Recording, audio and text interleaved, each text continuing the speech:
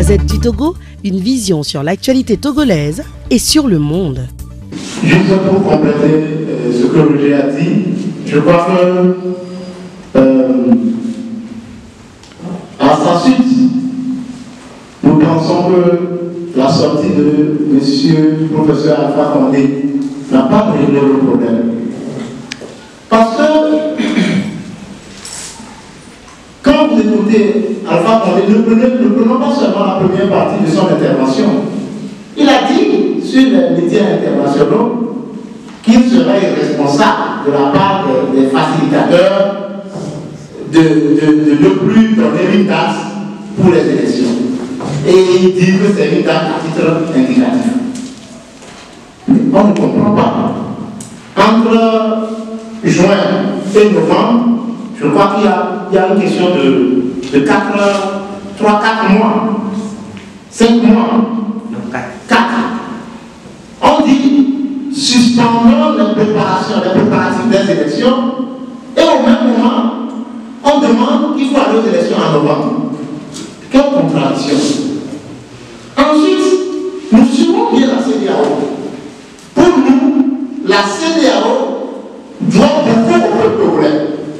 La CEDEAO a un reliquat à devoir au peuple togolais. Nous avons suivi de près ce que la CEDEAO a fait en 2005 en organisant des élections sur fond de tension avec plus de 500 morts.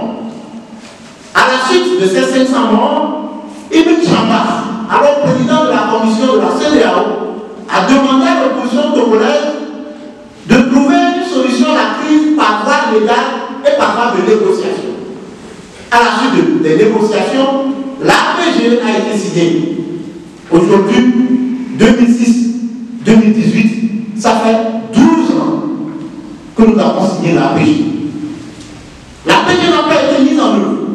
La CEDEAO est toujours là. Aux élections présidentielles de 2015, il y avait 2 chefs d'État de la CEDEAO qui étaient arrivés.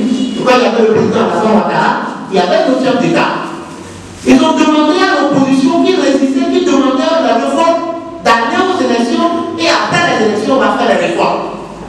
Depuis 2015-2016, nous sommes toujours là. Aujourd'hui, la CEDEAO ne peut pas venir faciliter cette crise.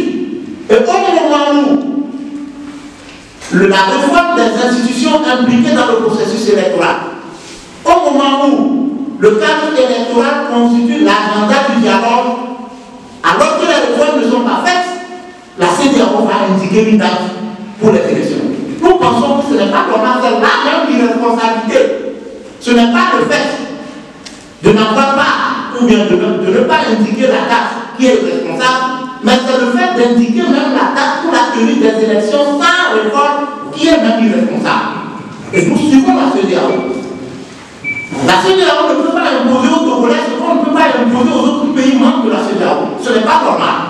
Je termine en disant, juste après le communiqué de la CEDEAO, le ministre Barbara est sorti. Il a demandé que toutes les énergies vont se convertir vers la tenue des élections avant fin novembre. Vous pensez que c'est la place? Après la sortie d'Alpha Condé sur les médias internationaux, le mouvement des jeunes unis, je pense, a tenu une conférence de presse qui a fait une déclaration pour féliciter le communiqué de la facilitation.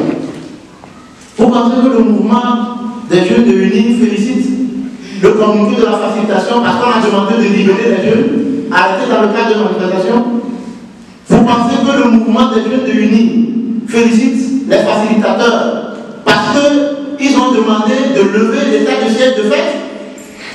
Vous pensez qu'ils félicitent parce qu'on a demandé de suspendre la préparation unilatérale des élections?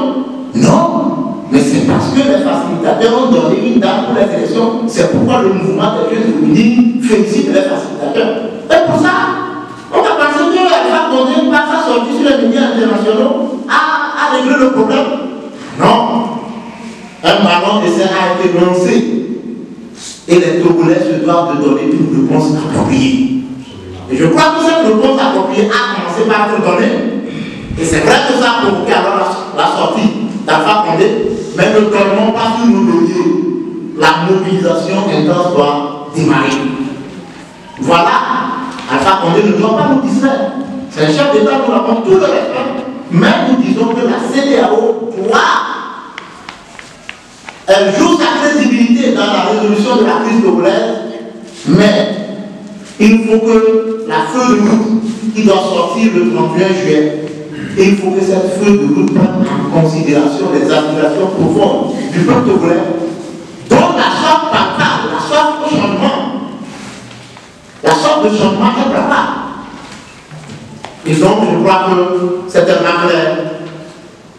La sortie d'Alpha Condé ne doit pas nous distraire. C'est la société civile qui le dit. La Gazette du Togo, une vision sur l'actualité togolaise et sur le monde. Rejoignez-nous sur le www.lagazettedutogo.com ou sur nos comptes Facebook, Twitter et YouTube. Pour tout contact, écrivez à contact@lagazettedutogo.com ou appelez le 92 80 88 53. La Gazette du Togo, c'est l'information en continu.